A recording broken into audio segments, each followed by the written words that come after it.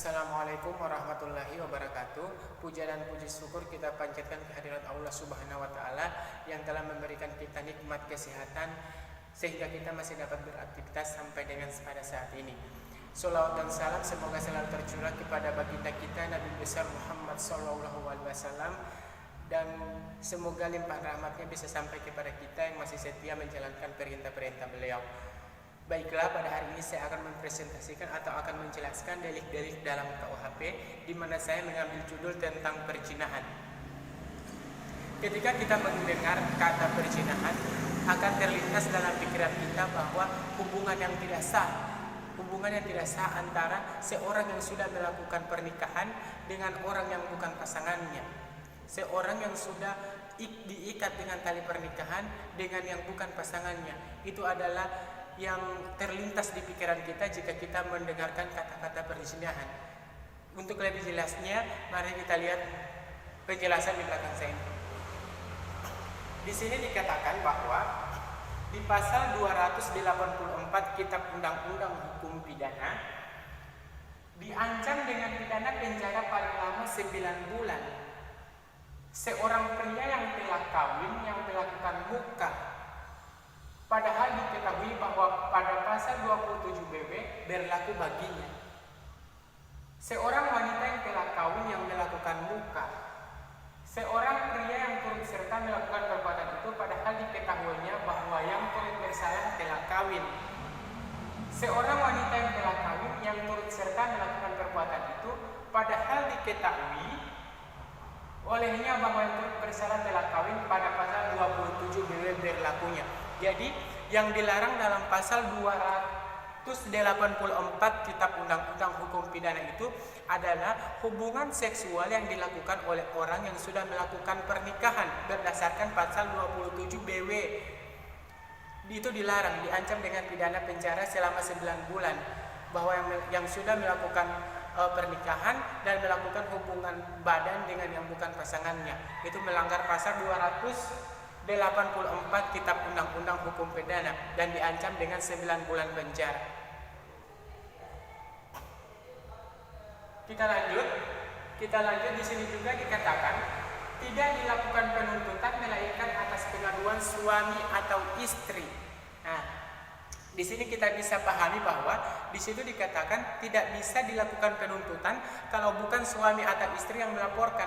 Jadi ini adalah delik aduan, di mana perbuatan ini bisa diselidiki atau bisa dituntut di muka pengadilan jika yang melaporkan adalah si korbannya itu sendiri. Ini bukan delik biasa. Delik biasa itu adalah siapapun bisa melaporkan perbuatan tersebut dan bisa diproses oleh para penyidik. Tapi ini tidak, ini adalah delik aduan. Jadi si korban sendiri yang harus melaporkan perbuatan tersebut jika ingin diproses. Jika tidak ada laporan dari si korban, maka tidak akan diproses oleh penegak hukum. Terus di sini juga dijelaskan pengaduan dapat ditarik kembali selama pemeriksaan dalam sidang pengadilan belum dimulai. Pengaduan dapat ditarik. Jadi pengaduan ini dapat ditarik jika pemeriksaan dalam sidang pengadilan belum dimulai. Jadi bisa ditarik kembali jika sidang di pengadilan itu belum dimulai. Jika bagi suami istri berlaku pasal 27 BW, pengaduan tidak diindahkan selama perkawinan belum diputuskan karena perceraian atau sebelum putusan yang menyatakan pisah meja atau ranjang menjadi tetap. Jadi jika suami istri melakukan jika salah seorang suami atau istri melakukan hubungan badan dengan orang yang bukan pasangannya, bisa tidak diproses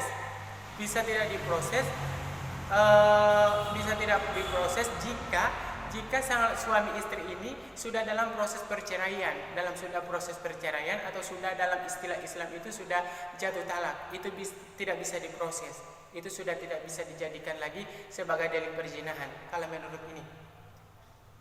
Terus ancaman hukuman dalam pasal 24 KUHP adalah 9 bulan penjara jika seorang dihukum 5 bulan. Jika seorang dihukum 5 bulan, berarti hakim melihat ada unsur yang membuat pelaku tak perlu dihukum. maksimal dengan hukum seberapapun, jaksa atau terhukum berhak mengajukan banding. Tidak ada jaminan bahwa apabila terdakwa divonis bebas, jaksa tidak akan banding. Kalau sudah masuk proses hukum di pengadilan, tentu saja semua hak dapat dimanfaatkan oleh para pihak. Kelak bila hakim banding menjatuhkan putusan maksimal, pun berhak mengajukan kasasi. Jadi dalam berlaku saja aturan-aturan umum dalam persidangan jika mau mengajukan ini ke pengadilan. Jadi ada tingkatan dari pertama penyelidikan sampai penuntutan, putusan. Jika ada putusan Anda tidak ini kan hukumannya 9 bulan penjara ya, berdasarkan pasal 284 Kitab Undang-Undang Hukum Pidana itu hukuman penjara 9 bulan penjara. Jika hakim memutuskan hukumannya di bawah dari 9 bulan penjara, Anda bisa banding. Jika dibanding lagi Anda tidak puas dengan sistem banding tersebut, Anda bisa kasasi dan seterusnya sampai dengan jenjang yang lebih tinggi. Jadi berlaku saja aturan-aturan main umum dalam pengadilan sama dengan melaporkan perbuatan-perbuatan yang delik biasa, sama. Itu adalah perzinahan menurut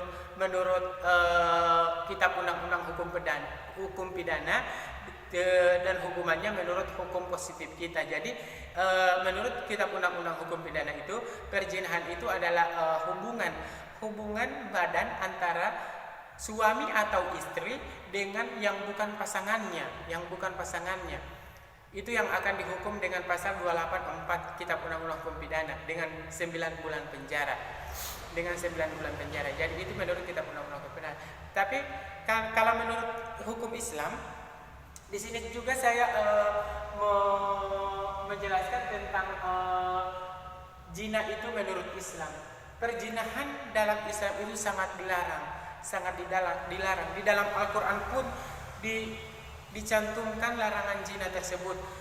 Bukan saja zina itu sendiri, mendekati zina saja dilarang dalam Al-Quran. Mendekati zina saja dilarang dalam Islam. Apalagi berbuat zina itu sendiri sangat dilarang dalam Islam. Di sini juga dikatakan bahwa di sini ada hukuman zina menurut Islam. Hukuman perbuatan zina menurut Islam itu, ancaman hukuman perbuatan zina salah satunya dalam Al-Quran surah An-Nur ayat 2, yang artinya perempuan yang berzina dan laki-laki yang berzina, maka deralah tiap-tiap seorang dari keduanya 100 kali dera, dan janganlah belas kasihan kepada keduanya, mencegah kaum untuk menjalankan agama Allah. Jika kamu beriman kepada Allah dari hari kiamat, dan hendaklah pelaksanaan hukuman itu disaksikan oleh sekumpulan dari orang-orang yang beriman. Jadi sudah jelas hukuman zina dalam Islam itu ada dalam Al-Quran. Sudah dilarang oleh Allah dari berabad-abad yang lalu. Sudah disampaikan kepada Nabi kita, junjungan kita Nabi besar Muhammad SAW, bahwa zina itu dilarang dalam Islam. Disuruh dera sebanyak 100 kali dera untuk pelaku zina, dan tidak disuruh kasihan untuk mendera mereka, dan disuruh dilakukan di perkumpulan orang muslim, supaya orang muslim bisa melihat bahwa zina ini dilarang dalam Islam. Dan begitu dahsyatnya juga bagi pelaku itu sendiri, akan mendatangkan murka Allah jika zina ini akan terus dilakukan. Di sini juga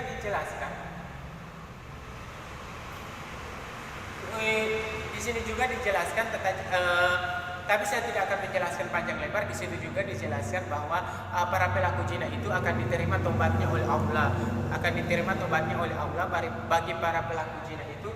Ini ada terdapat dalam Al-Quran surah At-Tamrin ayat 8, bahwa setiap orang yang melakukan zina itu, jika dia melakukan tobatan nasuha, maka Allah akan menerima tobatannya tersebut jika dia bertobat dengan sungguh-sungguh.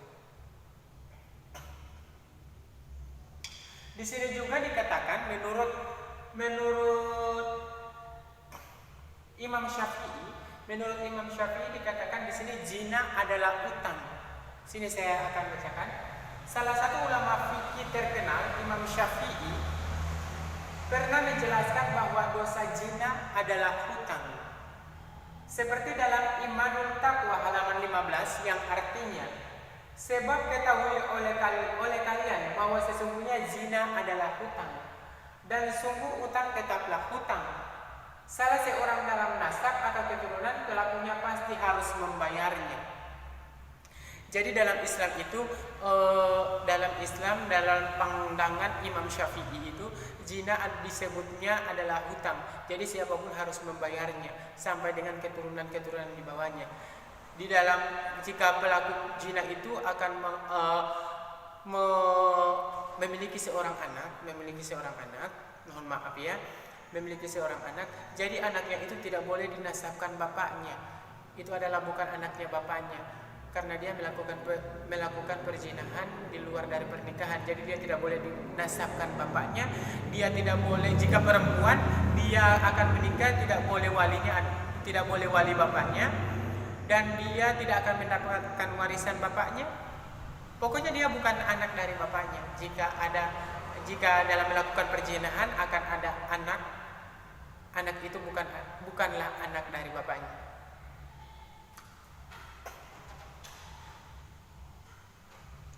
Di sini juga dijelaskan menurut Islam. Di sini juga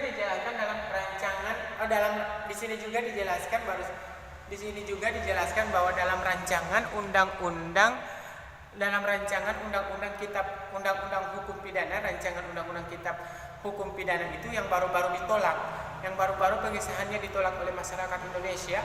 Di dalam rancangan undang-undang tersebut dikatakan bahwa di dalam sini yang pengesahannya ditunda beberapa waktu lalu terdapat pasal yang melarang hubungan zina atau pasal kumpul kebo, seperti dalam pasal 417 ayat 1 RUU KUHP yang berbunyi, setiap orang yang melakukan persetubuhan dengan orang yang bukan suami atau istrinya dipidana karena perzinahan dengan pidana penjara paling lama 1 tahun atau denda kategori 2. Jadi dalam rancangan